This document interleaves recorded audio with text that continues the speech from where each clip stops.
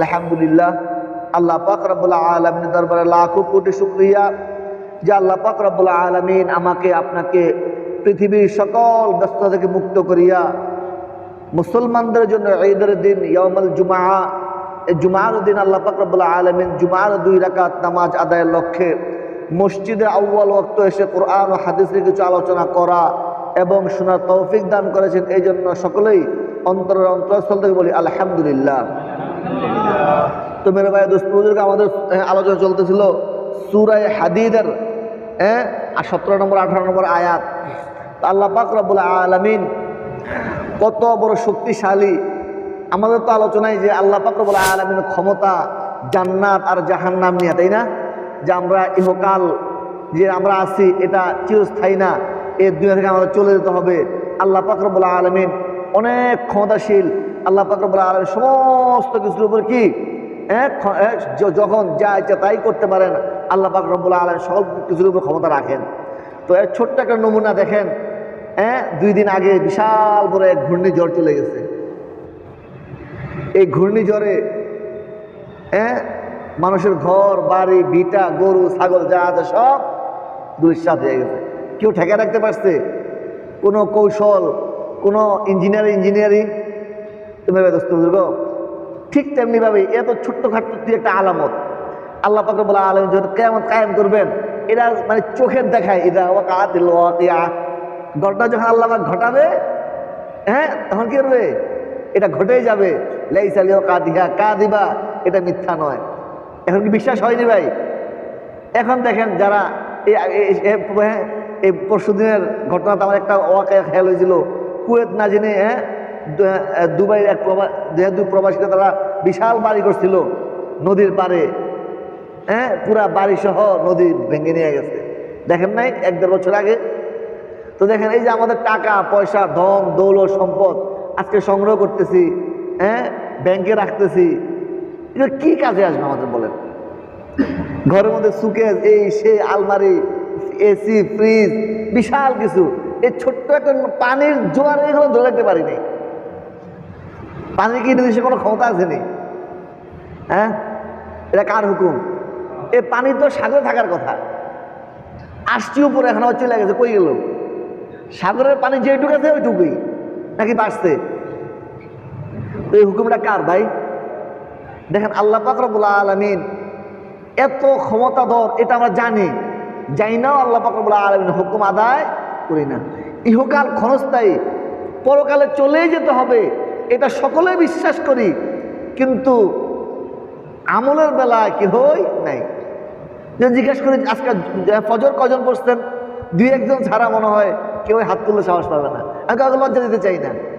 তো মেরে আমি না লজ্জা দিলাম না, কাল কিয়ামতের ময়দানে গিয়া আল্লাহ যখন বলবে ও নামাজিরা তোমরা এক সাইড হও, তখন আপনি কই যাবেন?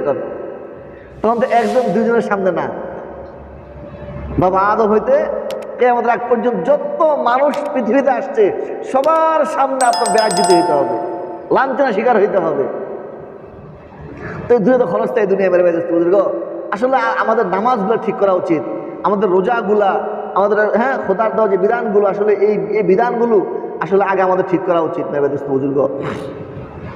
তো আমাদের যে পরবর্তী আয়াত সাবিকু ইলা মাগফিরাতিন মির রাব্বিক, যে তোমরা আগে আগে থাকো, আগে আগে অগ্রগামীতে থাকো। কিসের? ইলা মাগফিরাতিন মির রাব্বিক ওয়া জান্নাতিন আরদুহা কাআরদিস সামাওয়াতি ওয়াল আরদ, যে তোমরা আল্লাহ পাক রব্বুল আলামিনের কাছে কি করবা? ক্ষমা চাওয়ার জন্য অগ্রভাগিতে থাকো, এবং আল্লাহ পাক রব্বুল আলামিনের কাছে জান্নাত চাওয়ার জন্য অগ্রভাগিতে থাকো। অর্থ কি? উদ্দেশ্য কি? যে আমরা যেন আল্লাহ পাক রব্বুল আলামিনের কাছে এটা চাই, রব্বুল আলামিন যে ছোটোখাটো যে গুনাহগুলো আমরা করে ফেলি নিজের মনের অজান্তে, আমাদের এই গুনাহগুলো তুমি মাফ করিয়া আমাদেরকে বড় জান্নাত দিয়া দাও। এখন বলেন যারা আজকে ফজর পড়েন নাই, তারা কি মনের অজান্তে করছেন না জানতে করছেন? এটা কি মনের অজান্তে? ঘুমে তো উঠতে পারেন নাই, ঠিক আছে, কিন্তু ঘুমে তো উঠে কি পড়ছেন? এটা মনের অজান্তে নয়, এটা মনের জানতে। আল্লাহ পাক রব্বুল আলামিন বলেছেন সাবিকু, তোমরা অগ্রগামীতে থাকো, আগে আগে থাকো। কিসে?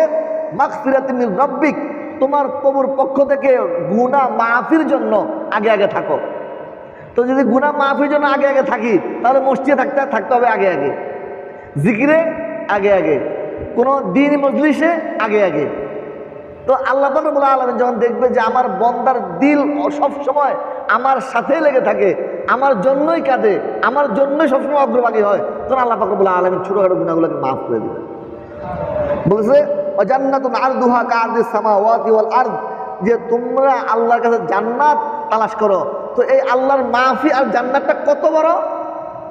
বলছে কাআরদিস সামাওয়াতি ওয়াল আরদ, আসমান আর জমিনের মধ্যে যে বিশাল তফাৎ, তাই না?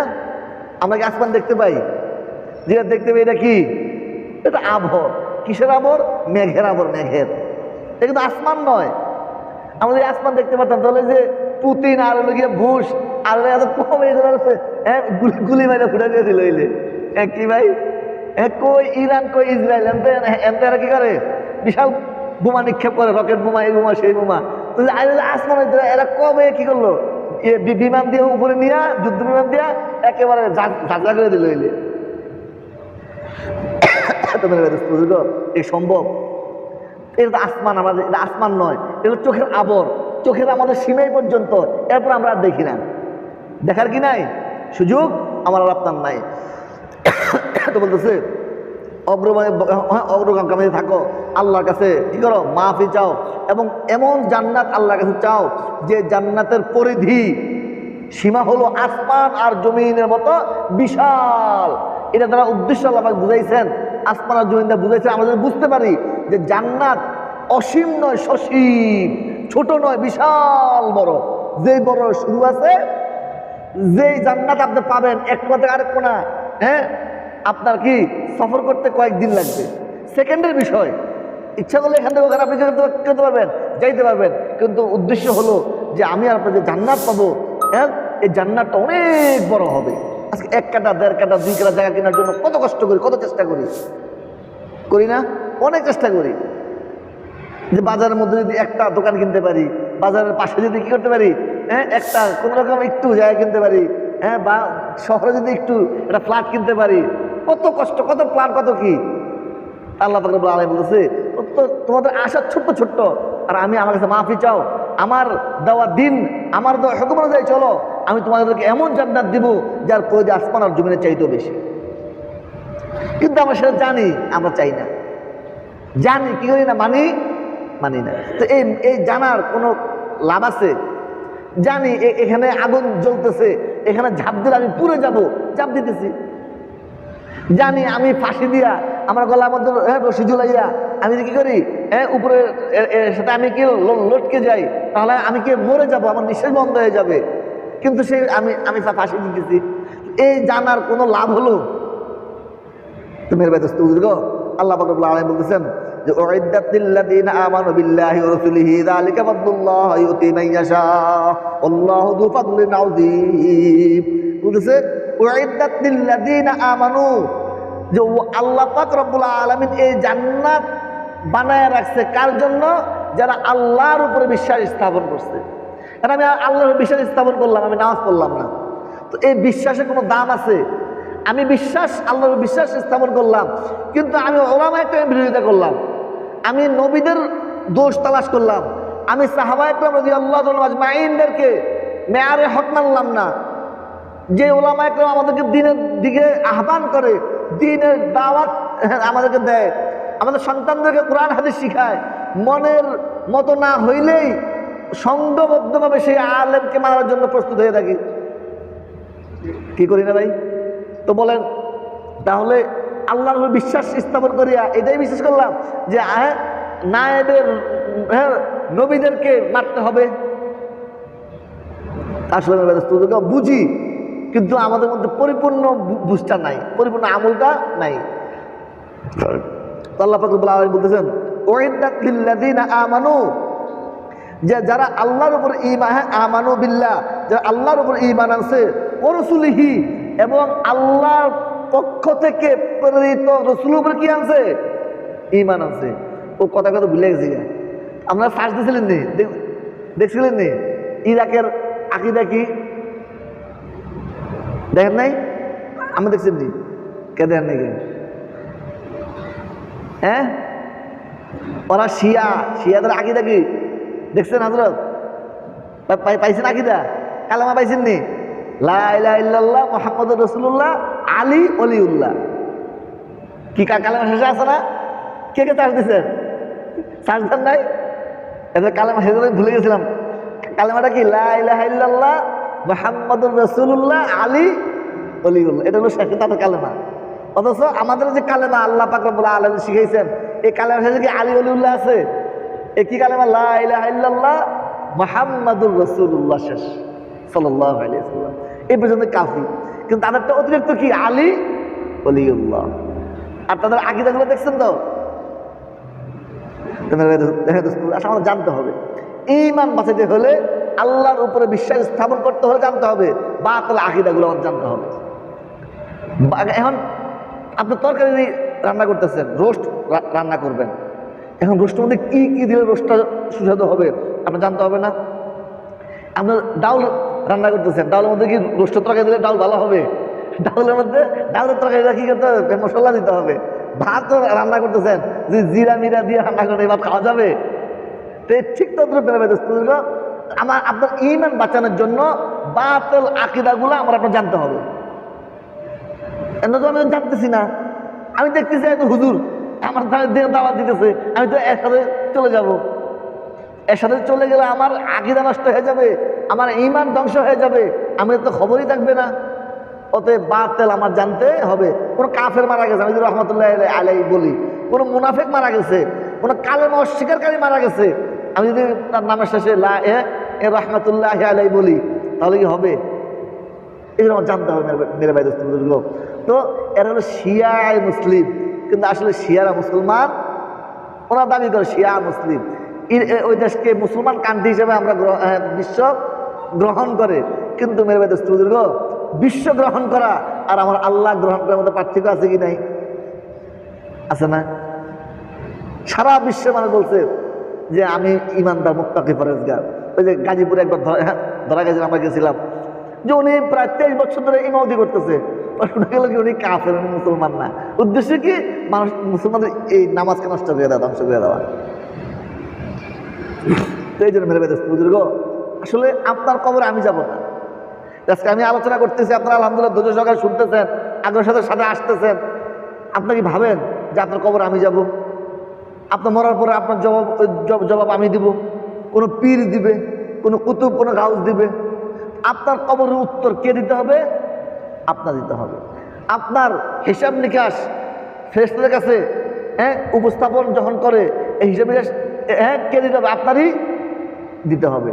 অতএব বেড়ে বেড়ে দুস্থ বুজুর্গ, আপনার জান্নাত কামানোর দায়িত্ব আপনার, আপনার জাহান্নাম থেকে বাঁচার দায়িত্ব আপনার। আমাদের কাজ হলো যে জাস্ট আপনাকে এলকা করে দেওয়া, জানাইয়া দেওয়া, সতর্ক করে দেওয়া যে ভাই এটা করা যাবে না, এটা করা যাবে না। তারপরও তো আজকালকাল ইমাম সাহেবদের উপরে বিশাল বড় শক্ত সারায়ত থাকে, এটা বলা যাবে না, ওটা বলা যাবে না, ওটা বলা যাবে না, ওটা বলা যাবে না। তো বলা যাবে কোনটা? তো গত জুমার আগের জুমাতে ওই মসজিদে ওয়ালাদাইনে বয়ান করছিলাম, তখন একটা ওয়াকায়া বলছিলাম। ওয়াকায়াটা হলো এরকম, এক লোক পিঠের মধ্যে খুব সুন্দর বাঘ আঁকাইছে, বাঘ পিঠের মধ্যে বাঘ এমনভাবে আঁকাইছে, পিছন দিয়ে যারা আসে এরাও এরকম তাদের চোখের মধ্যে ভাসে বা মনে হয় যে বাঘটা তাকে আক্রমণ করতেছে। এই সৃষ্টি করছে, বাঘ আঁকাইছে। তো তার এই বাঘ আকৃতি দেখে একজনের খুব মনোমুগ্ধ হলো, তার খুব ইচ্ছা হলো, মনে শখ জাগলো যে সে একটা বাঘ আঁকাবে, তার পিছনে যারা হাঁটবে তারাও তাকে যেন ভয় পায়। তো সে একটা বাঘ কী করবে? আঁকবে। তো এখন ওই ভাইয়ের কাছে আসছে, বলছে ভাই তুমি যে এই বাঘটা আঁকছো, কীভাবে আঁকছো? বলে আমি এই বাঘটা আঁকছি। তুমি আমার পিঠে কি বাঘটা আঁকা যাবে? হ্যাঁ, সমস্যা নাই, কোনো সমস্যা নাই, আসিও আমার বাসায়, আসিও, তোমাকে আমি বাঘটা কি করে দেবো? এঁকে দেবো, কোনো সমস্যা নাই। তো সে তার বাড়িতে গেল, উদ্দেশ্য কি? পিঠের মধ্যে বাঘ আঁকবে। তো এখন সে সুই, তারপরে আপনার লোকে আর কি বলে খুর, আর যা যা লাগে আর কি, এগুলো নিচ্ছে। কোনো জামার উপরে না, কোনো কাপড়ের উপরে না, সরাসরি পিঠের উপরে, শরীরের উপরে। তো এখন সেই খুর দিয়ে আসতে একটু কি করতেছে, একটু কাটতেছে, সুই দিয়ে একটু কি করতেছে, এরকম গুতা দিতেছে। উফ উফ উফ, উফ উফ করো কেন ভাই? ভাই ব্যথা লাগে। ভাই তুমি কি করতেছো? আমি আমি ওই লোকে বাঘের পা আঁকতেছি। ভাই পা ছাড়া কি বাঘ হয় না? হ্যাঁ হয়। আচ্ছা পা ছাড়া কি বাঘ হয় না? আমি আঁকলাম, পাও দিলাম না, হবে না? হ্যাঁ হয়। তাহলে পাওটা বাদ দাও। হ্যাঁ, একটু পরে আবার সে করতেছে সুই দিয়া আর একটা দাগ দিতেছে, সুই দিয়া একটু গুঁতা দিতেছে। উফ উফ উফ, ভাই কি হয়েছে, তুমি এত উফ উফ করো কেন? ভাই ব্যথা লাগতেছে। ভাই এখন কি আঁকতেছো? ভাই আমি হ্যাঁ বাঘের পেট আঁকতেছি, পেট। ভাই পেট ছাড়া কি বাঘ হয় না? হ্যাঁ পেট ছাড়া বাঘ হয়। তো এরকম একটা একটু করে আঁক দেয়। আপনি কি বলেন, খুঁট দিয়ে আপনার পিঠে যদি দাগ দেয়, কাটে, তাহলে আপনি ব্যথা পাবেন না? আপনি উফ শব্দ বলবেন না? এখন একটা করতে করতে করতে এটা না করলে হয় না। হ্যাঁ সর্বশেষ হ্যাঁ সে বাঘের মাথা আঁকতেছে। কবে ব্যথা তো লাগতেছে। কবে মাথা না আঁকলে হয় না? হ্যাঁ হয়। এরপর আবার হ্যাঁ দাগ দিতেছে। হ্যাঁ কবে কি আঁকতেছে? কবে চোখ আঁকতেছি। কবে চোখ যে না আঁকলে কি ওগুলো বাঘ হয় না? হ্যাঁ হয়। এখন আপনি বলেন তো দেখি, তার আঁক দিলেই ভাই এটা না হলে কি হয় না? তার মানে পা আঁকতেছে, এটা না হলে কি হয় না? পেট আঁকতেছে, এটা না হলে কি হয় না? হ্যাঁ চোখ আঁকতেছে, এটা না হলে কি হয় না? মুখ আঁকতেছে, এটা না হলে কি হয় না? তো মেরে ভাই দোস্ত বুজুর্গ, তো তোমার যেটাই করো সেটা না হলে কি হয় না? তো তুমি বাঘ আঁকতে আসছো কেন? সে কি কখনো পিঠে তার বাঘ আঁকতে পারবে? তার কষ্ট মুজাহেদা করিয়া, ধৈর্য ধরিয়া, সহ্য করিয়া তারপর তার পিঠে কি করতে হবে? বাঘ আঁকতে হবে। তো এখন আমরা মুসলমান হলাম কিরকম মুসলমান? যে ভাই এই নফল নামাজ না করলে হয় না, জোহরের 4 রাকাত সুন্নাত না বললে হয় না, মাগরিবের 2 রাকাত সুন্নাত না বললে হয় না, কবুল জুমা 4 রাকাত সুন্নাত না বললে হয় না, নামাজের নিয়ত না করলে হয় না, একদল আছে না নামাজ শেষে মুনাজাত না করলে হয় না। তো সবই তো হয় না, তো তুমি কেমন মুসলমান? সবই এটা করলে না করলে হয় না, এটা না করলে হয় না, এটা না করলে হয় না। তো বুঝল, তাহলে সে কি কখনো তার পিঠে বাঘ আঁকতে পারবে? কখনো সম্ভব না। তো আসলে আমরাও ঠিক তদ্রুপ ভাবে আল্লাহকে বিশ্বাস করি, আল্লাহ রসুলকে বিশ্বাস করি, কিন্তু আমল করি না। আসলে এটা কি বিশ্বাস? এটা কখনো বিশ্বাস হতে পারে না।